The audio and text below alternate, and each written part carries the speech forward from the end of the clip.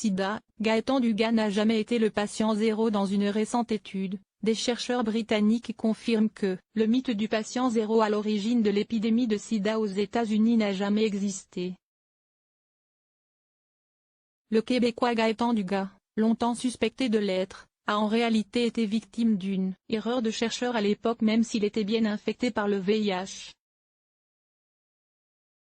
C'est un mythe qui a poursuivi Gaëtan Dugas pendant plus de 30 ans. Ce steward québécois Homo-Well a été pendant toutes ces années suspecté d'être l'un des premiers cas de contamination au VIH aux États-Unis et d'avoir transmis le virus à plusieurs personnes avant que l'épidémie ne soit identifiée. Ce qui lui a donc valu le statut de patient zéro lorsque les chercheurs ont voulu déterminer la raison de la propagation du virus aux États-Unis, dans les années 80. Mais une nouvelle étude vient définitivement confirmer, après d'autres travaux sur le sujet, que ce n'est pas le cas.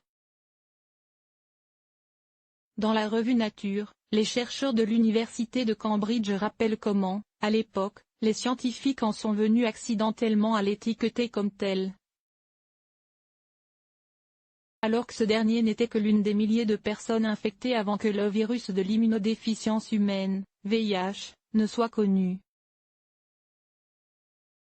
Leur travail révèle même comment le terme patient zéro encore utilisé aujourd'hui a été créé par inadvertance dans les premières années d'enquête sur l'émergence du sida.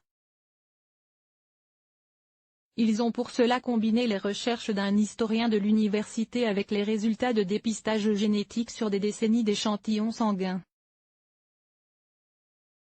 Avant sa mort, Gaëtan Dugas, très actif actuellement, a fourni aux enquêteurs des Centers for Disease Control, CDC, une quantité importante de renseignements personnels pour les aider à déterminer si la maladie était causée par un agent mutuellement transmissible.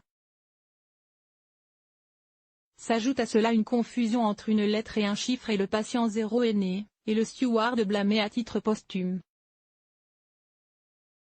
Patient O et non patient zéro. En effet, pour identifier les patients séropositifs de l'étude, les enquêteurs ont utilisé un système de codage, en fonction des villes où leurs symptômes sont apparus, la 1, la 2, ni 1, ni 2.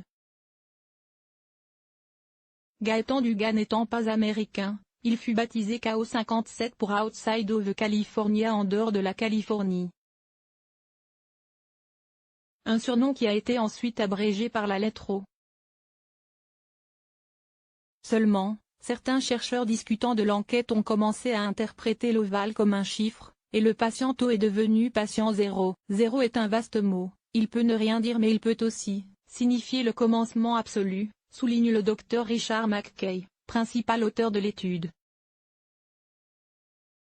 Le fait que Dugas ait un nom plus mémorable que d'autres a probablement contribué à sa centralité dans cette enquête.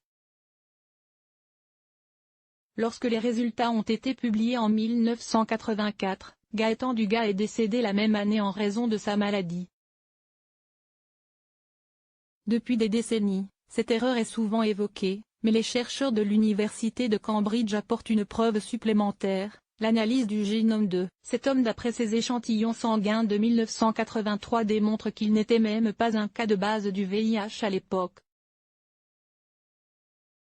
Plus généralement, les chercheurs concluent qu'il serait même préférable que les scientifiques, journalistes et même le public, n'utilisent plus l'expression patient zéro, qui n'a fait que susciter le blâme lors d'éclosions de maladies.